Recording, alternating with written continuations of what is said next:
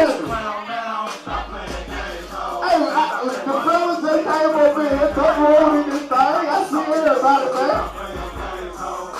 Play morning in the building. Y'all just give me a shout out. Come on, man. Hey, Wayne Shawana, Wayne did when they put too much. She wanted to get in the double shot. That's what she be doing. She be in the double shot. But hey, one of my top sponsors is Street Dream Entertainment. Ernest Christian, I see you. I love you. Understand me, my nigga. I won't never forget you, bro. But y'all over there high, man. You gotta come over here where I can see you, man. I'm straight full, bro. But hey, man, that for me, Keith Kennedy, all the way from Tallahassee, Florida, Keith. What you guys doing? You take stage, you can do it right here. You at home, man. We love you. We appreciate you coming out, bro. What you guys doing, man? Keith Kennedy, 24K results.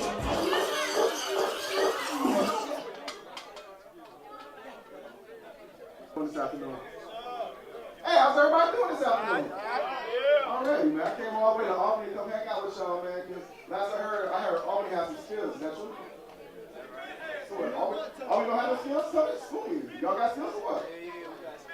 Already, man. So I came all the way down here, man, because I've been in the music game going on 15 years. I know I look like a jit, but I've been doing this since I was 19 years old. Like T.I. said, at 22, I was a vet in the game. Working with DJs was a blessing, and it was a great learning experience. And I've done many things with that, going from packing up records, dealing with different DJs, going from DJ Little John when he was just an A&R at So Def, doing parties in Atlanta, to DJ Smurf, who ended up being Mr. Collie Park, you know what I mean? Going all the way dealing with DJ Dem, who does Dem Week down in Tallahassee, for all types of artists down that way. I've been doing this game for a nice little bit. I've been, a little too much. All right. Cool. So I've also been blessed, as Big Crit says, I've been blessed with a gift to make words fit. So I've been blessed being able to get on a pen, been able to do bios for different folks. So I did B.O.B.'s first 2 bios. Was blessed enough to have my words written and spoken on 106 Park, which is kind of cool. Not only that, I've done bios for Young Cash, who is T-Pain's artist. I've done bios for, I did one for Wayne Wonder. I've done gang stuff. I've written for Ozone Magazine, Vibe Magazine, Source Magazine. I really wrote a couple of times so I didn't forget. Long story short, man, basically I've been in the game for a nice little bit. I've got some experience. Really, at the end of the day, if I can't teach one, then what's the point, right? So that's why I'm here today, and I just want to thank y'all for inviting me out and allowing me to come through. And forgive me if I'm talking to my back over here. I see a great majority of people over here, but I do like talking to everybody in the room. So if y'all have any questions or whatever, please let me know. I'm a more interactive type person. You know, I feed off the energy of the room. So if y'all got questions, please put your hand in the air, let me know. I have no problem rapping with y'all and telling y'all the real deal out here. Because truth be told, odds are not all y'all gonna make it. And I hate to break it to y'all like that. But the difference between who's going to make it and who's not going to make it is ones who take the knowledge that they have, mistakes from others, and actually apply it to make sure that they're better for themselves. Now, if you want to take the knowledge and run with it, cool. And if you don't, you want to watch somebody else be successful, and you're like, damn, I used to know that dude. Well, hey, so be it. Either way, it's up to you, but I'm here to put y'all on the game. So, long story short. All right. So, really, how many people here are in the music business? Nobody here in the music business. So what? Everybody's here to make music, right? Is that what it is? Everybody's here to make music, or you're here to make money making music? I mean, it's cool, y'all talk to y'all. I don't hear y'all. Oh, we want to do both, bro. All right, so let me ask y'all a question. How much money have y'all made on your music? Nothing. Right. That sucks, right? It sucks. Why do you think that is? Why is it that, you know, you see some people make billions and millions and millions of dollars, so you know it's out there. So what's prohibiting you from being able to make that money? We want to know now, bro. Well, I'm curious, because it's not the same for everybody. For some, it's a matter of, well, we got a budget, and, you know, we apply it to this certain things that is working, and it's not working. Or we don't have a budget, but we're trying to do this kind of third, doing promo, t-shirts, CDs, or whatever, but it still hasn't made any money yet, so what's happening? So, I mean, I'm here to help y'all out. So what are some of the main issues? Exposure. Exposure? All right. Let's do on exposure. All right. The thing about exposure, and I know how it is, you see somebody in the magazine like, yo, I want to get in the magazines, I want to be on TV, I want to be on the news reports and all that. But truth be told, man, most of the magazines don't give a fuck about y'all. And the truth of the matter is, the reason why is because at the end of the day, when somebody picks up that magazine and they don't recognize who you are, then that means that they didn't pay a magazine to come see you. In other words, if you aren't drawing anything, if nobody knows who you are, then they don't care, so therefore they don't feel like they need to put you in the magazine, therefore no exposure. You with me?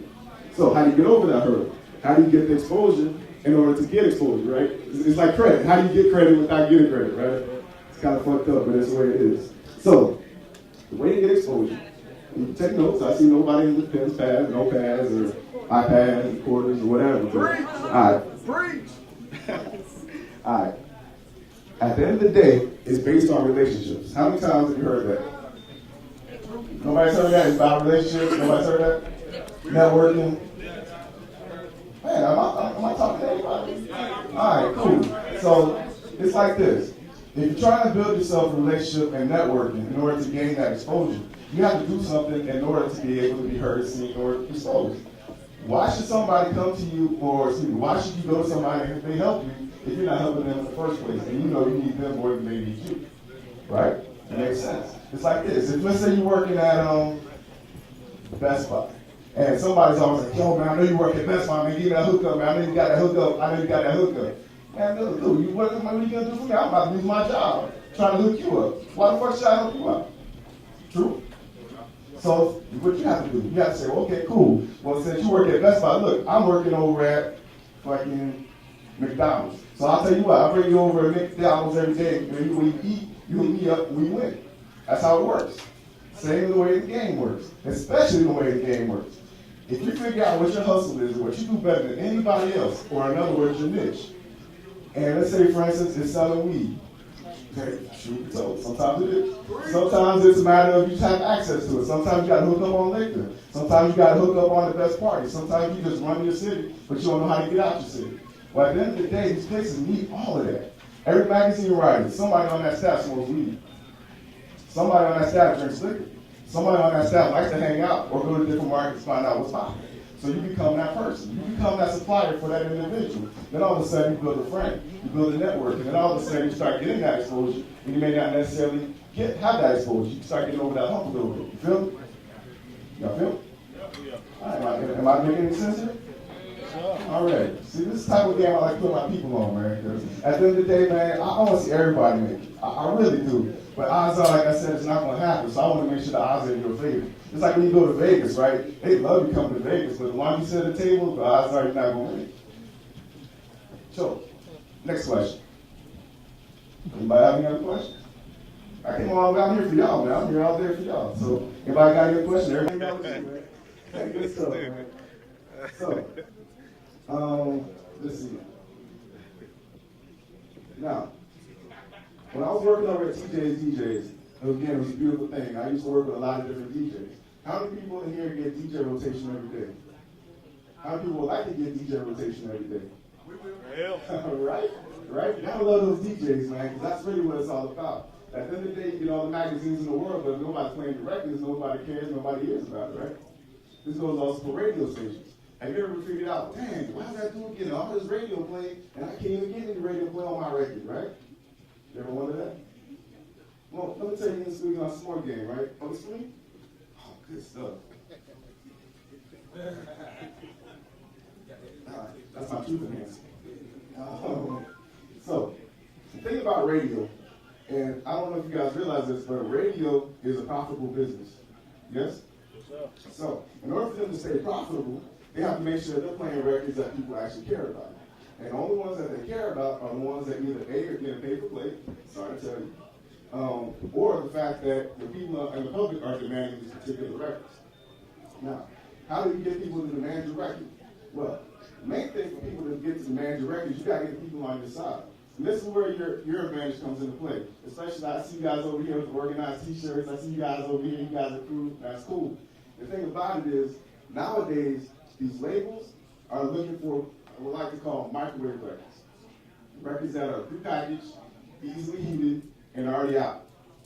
And that's basically what it boils down to. Because what happens is when you're a record label, you can't afford to make mistakes nowadays. You put $1 million in a project, recoup it, you're labeled before. And sometimes it's just that simple. So the thing about it is the fact that you got to make sure that you are already creating such a buzz in your market that people are caring enough about you to request your radio.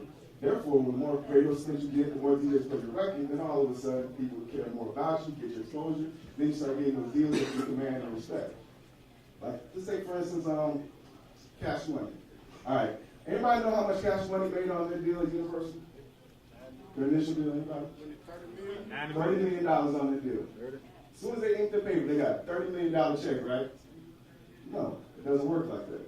What happened was when they got their $30 million deal, the way that they got the $30 million deal was the fact that they have so much power in the individual market because every time they release something in New Orleans, thousands and thousands of people ate it up. So when Universal came knocking on the door, they were like, we don't need you, Universal, because we already have this machine going on. So when that happened, then all of a sudden you have something called leverage, and when you have leverage in a deal, then you can command whatever terms you want. And therefore, you can go ahead and get your $30 million deal. So that's my point, going back to radio play, DJs, and all that stuff, is the fact that in order for that to take place, you need to make sure you get these guys on your side. And in order for you to get these guys on your side, you need to make sure, as I said earlier, with the networking, make sure you treat these people like people. A lot of times, I know sometimes it gets caught up because you don't really see it from that perspective. But when you're in the DJ booth, and correct me if I'm wrong, DJs, you're up there working, right? It's a job. That's like you walking into somebody's desk. You know what I mean? In a Fortune 500 company, or 9 to 5, you can't just go to the secretary and say, yo, let me in, bitch. You can't do that. That's disrespectful. You know what I mean? But you can go up there, hey, excuse me, I have an appointment to meet with you, whatever, and then all of a sudden you get that respect. Then all of a sudden you start seeing your records play. Assuming that they're good records, first off. Again, no disrespect, but not everybody's record is a good record. That's right. Now, here's how one of the ways that you can find out if your record is a good record. Let me take some Cupid hands.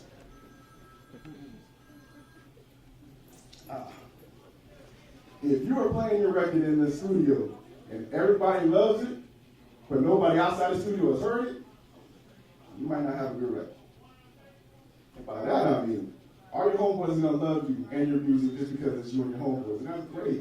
It really is good to have home team support. But in order for you to find out if you have a record, go to the mall.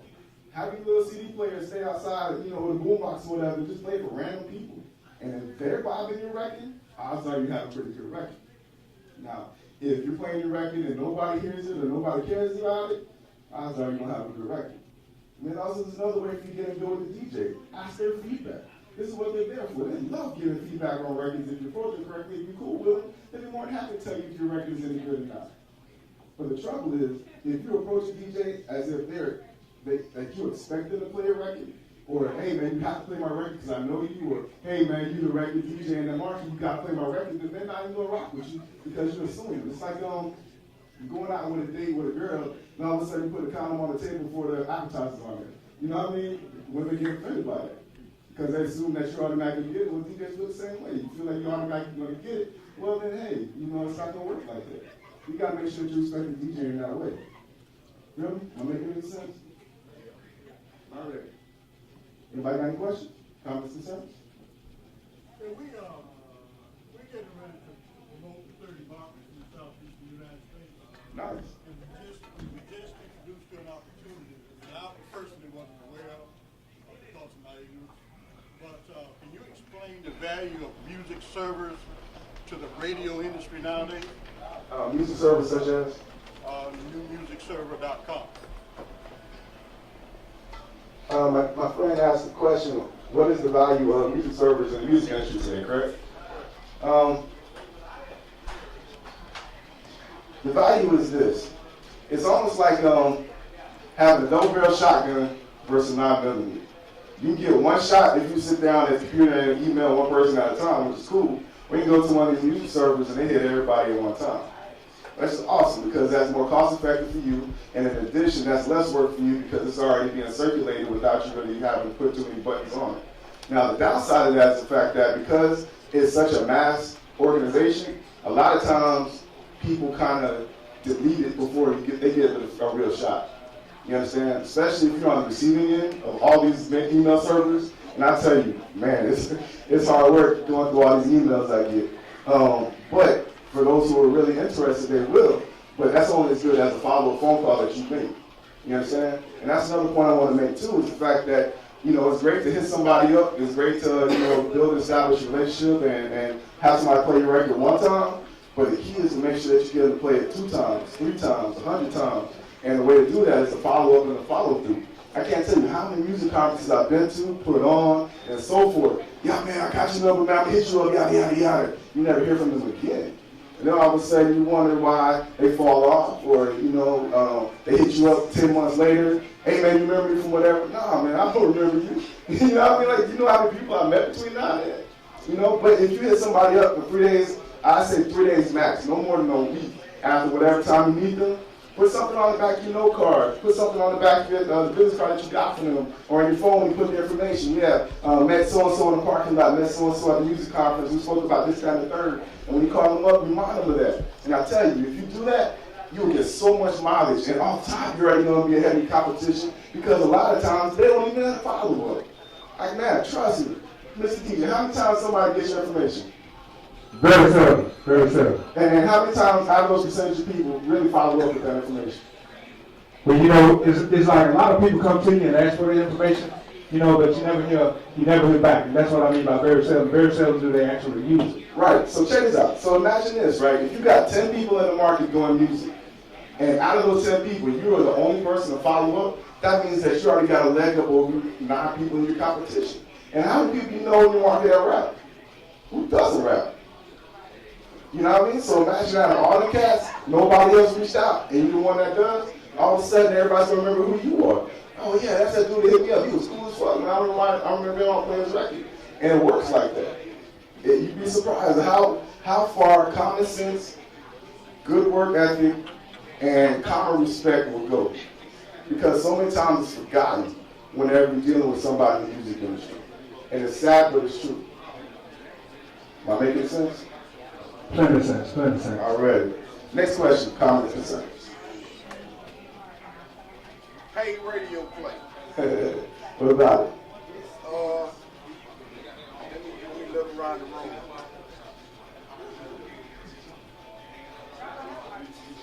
What's the importance of it? Because, like, I got a lot of. What's the difference between paid radio and non-paid radio? All right, what's the difference between paid radio and non-paid radio? Are you referring to like college radio and community radio versus, you know, like Wow 102 or whatever? A radio station that pays royalties or tracks to the majors, BDS, media base, media guide, and the station who does it. Okay. Who should they be shopping their records to? Okay. As I understand your question is, what's the difference between, let's say, a BDS radio station, a media-based station, or somebody who doesn't report at all? Yes. Okay, before I answer that question, does everybody understand what BDS is? What's BDS? We understand, but we want to learn more about it. We want to make sure we have. That's a great Tony, long answer. I like that. Absolutely. The answer without answer. That's it. What's BDS? You're not in your head, so that's all. Broadcast data system. Shoot, you know. Broadcast data system. Which, by the way, believe it or not, is also owned by Nielsen SoundScan, which is the same people who do your ratings for your TV, the same people who do the ratings for your sales, among other things as well. Isn't it interesting how one company controls all that? Think about it. So, BDS. Now, there's BDS stations, media-based stations. Everybody know what media-based is? No. Cool, what's up? They keep records of your actual spins on syndication stations. Very true. They are a company, and to repeat, they keep track of your individual spins. And that's also what BDS does. But the two separate companies that pretty much do the same thing. Now, there's also reporters like to R&R and things like that for your college radio stations. Now, why does this pertain to you? Okay. Remember I was telling you before about how labels only care about the microwaves and who's doing what and so on and so forth, right? Well, one of the ways that they measure how well you're doing is through your reporting. And through your reporting, how well your songs are being charted through BDS. How many times is your record being spun? Now, believe it or not, every time your record is being spun, if you code it correctly, there is somebody somewhere, if the radio station is one of these markets that has BDS or media base, that tracks your record. So, first off, how many people, How much does it cost to get get your song coded, Keith? Man, it's like a 100,000 of zero. Zero. It's free. It's free of charge, believe it or not. All you gotta go to bdsonline.com, put your song up there, send it up as an MP3. Say send it, code it, so every time that MP3 is played, there you go. You got it spin. Now, what's good for you is first off, let me tell you this first. Please, please, please, please, please, please, please, make sure that the song that you code is the song that you send out to everybody else. I know it sounds simple, but you will be amazed at how many times people will send up the 192 Mbps version of the song and then forget that they did a 320 version and they sent out to everybody else. Or they sent out the older version, but then they send out the remix to everybody else and then wonder why they're not getting any traction. So please make sure that you send out the record that you send to everybody else, first off. Secondly, back to the original question. So every time your song gets coded and it's spun, it gets tracked. So let's say, for instance, and please forgive me, I don't know if Albany has a BDS station, do they? Somebody answer that, please. No. Somebody answer that, please. Are they media based? No. Are they media guys? No. Nothing, no. But I get so many, hey man, I'm getting spent on, I don't care. You're not getting paid. Nobody sees it. That's true. Columbus. Yeah, Columbus is a powerful market. Believe it or not, Columbus is a powerful market, and the fact that they are a BDS station. It's like when in Tallahassee, we had the store Wild Style Music and More. For those who came through, we appreciate it. We were a SoundScan store. Everybody familiar with SoundScan? Yes. It's my guy over here. What's SoundScan? School It's actually track CD sales. Record sales. Record sales for the CD. Indeed, it tracks your record sales. So just how like BDS tracks your record spins, SoundScan tracks your sales. Now, not every store is a SoundScan store, especially with most of these mom and pop stores, they're not. So being that we were one of the first and only people actually in the entire region. The closest one, if you're familiar with Tallahassee, the closest one east was Jacksonville. The furthest one west was maybe in Mobile. Furthest one south was in Orlando and Tampa. North was like Macon or something. So we had an entire region unlocked. So every time we made a sale, we charted it and the labels loved us. Oh my God, they loved us. Loved us so much, they gave us a whole bunch of free shit. So that way we could make sure their records were #1 the following week. Sorry to put y'all off, but it's true. Anyway, so the point I bring up is the fact that it goes back to making sure that these labels only care about what these numbers are saying. They only care about how many SoundScan records you're doing. They only care about how many BDS spins you're getting. They don't care about how many media-based spins you're getting. So if you're in a market that doesn't have that, what's the best solution? I love y'all. Y'all are brilliant in here, man. That's great. You go to the next market. Because the fact of the matter is, you could be the greatest, hottest artist in Albany, Georgia that was ever created. But nobody outside of Albany will give 2 fucks about it. Sorry. Truth of the matter. Could you rewind and repeat that? Well, they got it on camera.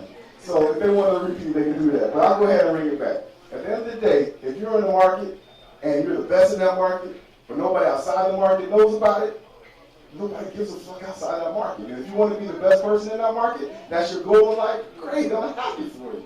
That's cool. But if you're trying to get money, you got to move. And I'm not saying you got to move your whole operations or whatever. If you still have your home base in your home city, that's cool. I respect that. And matter of fact, I have no problems with that.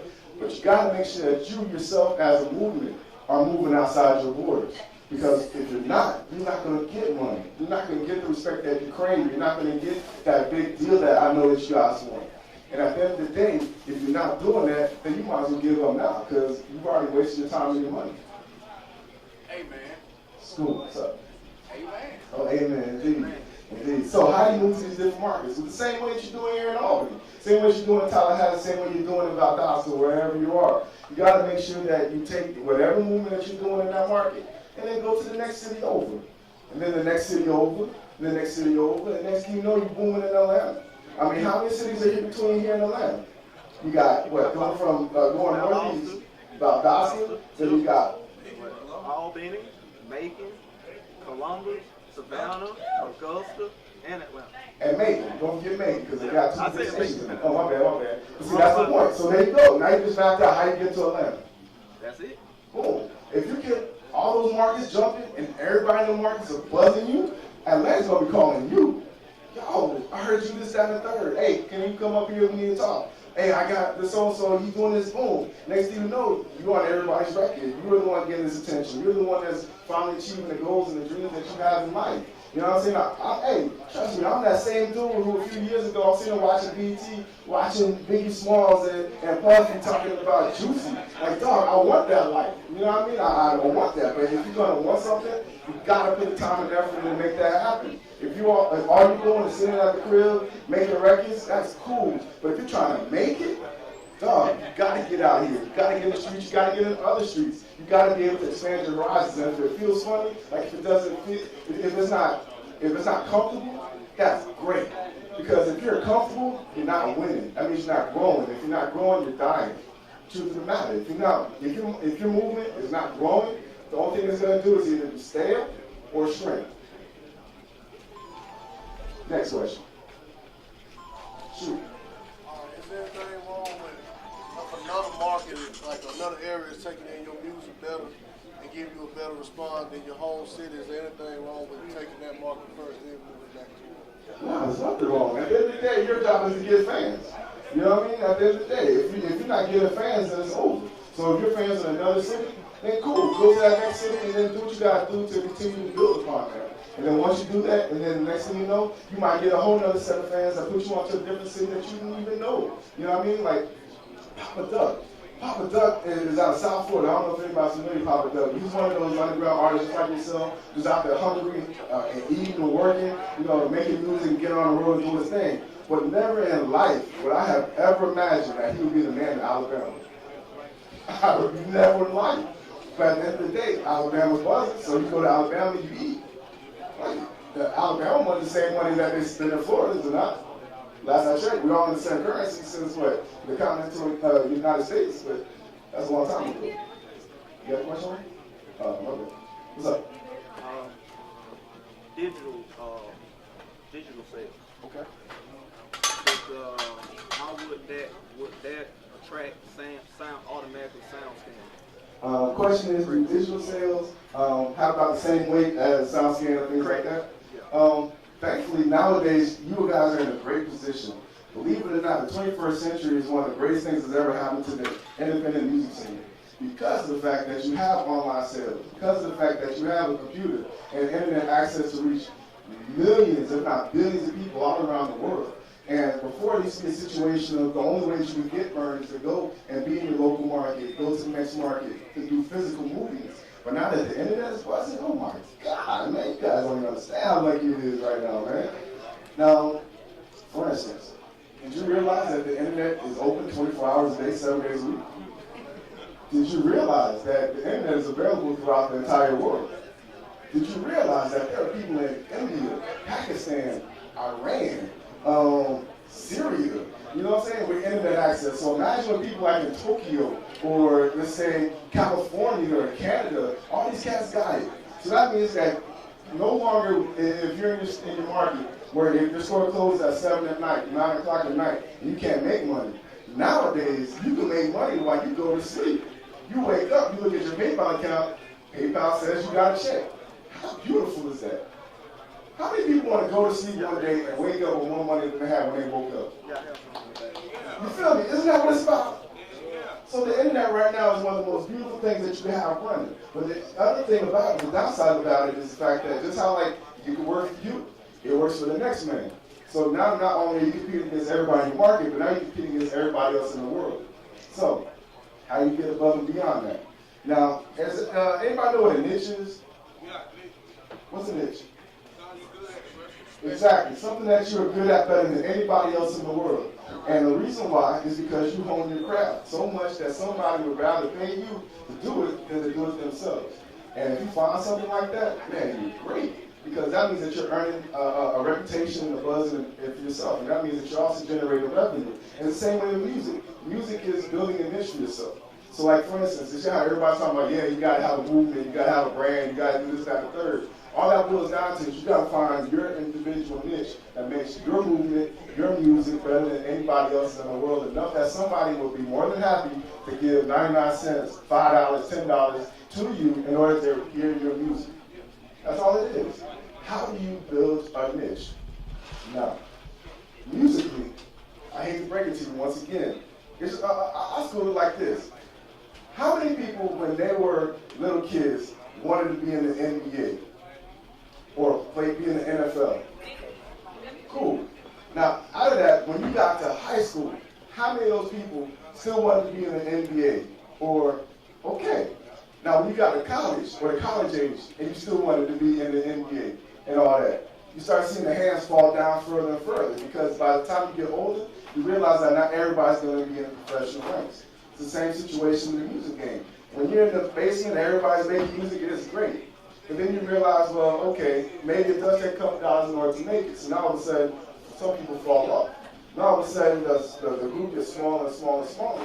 And then only the people who put the time, effort, dedication, and have the right marketing plan and the ideas behind it and execute them correctly start moving up the ladder. It's just like with these professional athletes. All the talent in the world may get you to a certain level, but it won't keep you there. You still got to make sure you put the hard work and dedication in order to make it. Everybody sees Mayweather 24/7, right? What's the phrase? Hard work, dedication, right? I mean, he's one of the most talented boxers in the world, even though he won't fight Pacquiao, but that's another story. He still makes sure that even with that talent, every day you see him in the gym. Every day you see the dedication and the hard work it takes. And it's the same thing in the music game. Anytime you're chasing dreams, there's so many things going against you. You know, people hating on you, people not believing in what you're saying, people not believing in what you're doing, putting up barriers to you. But at the end of the day, it's up to you. And if you want to make it happen, make it happen. It's just that simple. And if there's nothing in this world that will stop you from making it happen, everybody will hear you win this one way or the next. And there's so many ways to get money in the game nowadays, man. Let me ask you this. On a tier of people in the music game, who do you think makes the most money? And by tier, I mean like, how many people think the artist is the one who makes the most money? So I've always wondered, if the artist is the last person to get paid, why do so many people want to be in the artist? Pay more than my job. Sometimes it's easy, but you know, like Jay-Z says, fame is the strongest drug known to man. So sometimes you get famous, and then after the applause stops, then all of a sudden you people want to know what to do with their life. You ever wonder why some athletes go crazy because after they retire? It's because a lot of times that fame is something that they crave and they don't have any longer, and they lose it. So if that's the case, why not find different avenues to get checks? Think about it. How many times have you been sitting down watching TV, right? And you hear a Jay-Z commercial, but you never see his face or hear his voice? How many times have you seen a beer commercial, and now you see Kanye's record being played? How many times you see a show, let's say I'm watching SportsCenter right now, how many times you hear a song being played behind that? Those are all checks. You feel me? And you don't necessarily have to be the man in order to get those. Now, you have to get relationships, I'm not going to lie to you. But at the end of the day, you still got to be able to get these different checks different ways. Producers. How many producers in here are there? Steve, Sean, Jody, Sugar Brown, Gino. Right. Producers. How many times do y'all get checks? Think about it. And as a producer, not only do you get the check to have the music that you're making, but don't fuck around and write the hook for it. Don't fuck around and actually be the original artist and not a sample. You know what I'm saying? All these checks come back to you. So by the end of the day, every record that you create, you may get 3 checks, 4 checks. And then don't let it really fuck around and get picked up. Then all of a sudden you see it on these commercials, you see it on video games, you see it in all these different places. Dog, there are so many ways to get checks that just being a normal artist is not going to cut it. And even if you were a normal artist, at the end of the day, if you decide to go and you want to get that major deal that you're looking at, what is the best deal smoking that you're going to get if you got the greatest leverage in the world? What, maybe 15 cents on the dollar? I mean, that's great. You get 15 cents on the dollar. Let that marinate for a minute. Now, if you just spent, let's say, $100,000, and that's